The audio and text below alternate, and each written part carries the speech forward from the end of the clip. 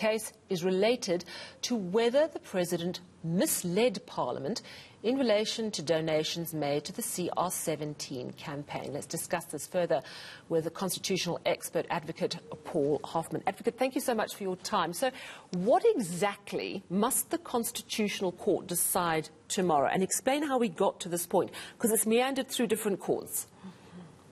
Yes, indeed, Sally. This thing started, if I can do it chronologically, which makes the most sense, it started with a question in Parliament.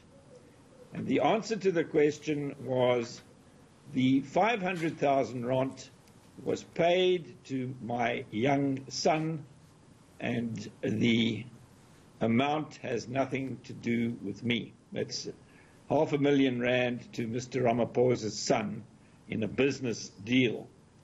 And shortly after that, he corrected the position and said, no, that wasn't part of a deal with my son. It was, in fact, a donation to the CR17 campaign from Mr. Gavin Watson of Busasa, now called AGO. And that then led to a complaint to the public protector, who has the job of policing the Executive's Ethics Act, that President Ramaphosa had willfully misled Parliament. Instead of saying yes or no to that question, she came to a finding that is quite mysterious. She said he deliberately or inadvertently misled Parliament. Well, that's just impossible. It seems to suggest that she wasn't paying attention to what she was writing in her report, or perhaps not understanding what inadvertent means. But eventually the courts have accepted that she meant deliberate, and that deliberate can be regarded as willful. And in the High Court, when her finding in that regard was taken on review by Mr. Ramaphosa, she lost the case with punitive costs, and her remedial action was set aside. She is now, or in November last year, she applied for leave to appeal against those findings, and the Constitutional Court is going to rule in the matter. And you introduced this slot by saying that the whip was cracked against ex-President Zuma yesterday. I think tomorrow we will see the whip being cracked against the public protector. Why has the CR17 funding issue become such a political hot potato? Well, it has to do with the disaffection of the radical economic transformation faction of the ANC with his success in the Nasrec election in November 2017. And you'll recall that at the time there were reports in the press that there was vote buying going on at the hotels where the delegates were accommodated. And if you join the dots between Mr.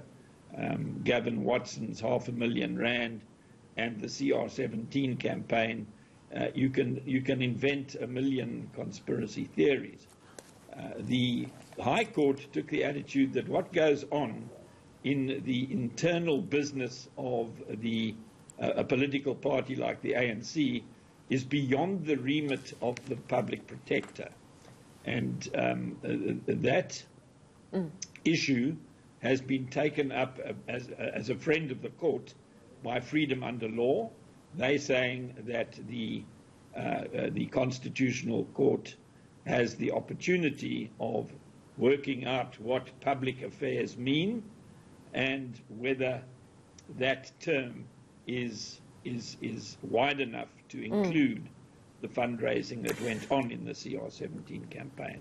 The issue of whether internal presidential ANC campaign funding should be made public, in particular who donated to the CR17 fund, is a big talking point. Do you think tomorrow's ruling, if it goes against the public protector, will deal with the issue? And do you believe that in principle we should actually have transparency in these matters? Should we actually get a look at who funded his ANC presidential bid? Yes, I think that is going to be one. Well, that's obviously why Freedom Under Law has become involved in the case, and it is going to be one of the issues, not one of the main issues in the case, but one of the topics that the Constitutional Court is going to have to deal with. And it really it gets down to the meaning of Section 1 of the Constitution, which says that we must have a system of governance in South Africa that ensures openness, accountability, and responsiveness.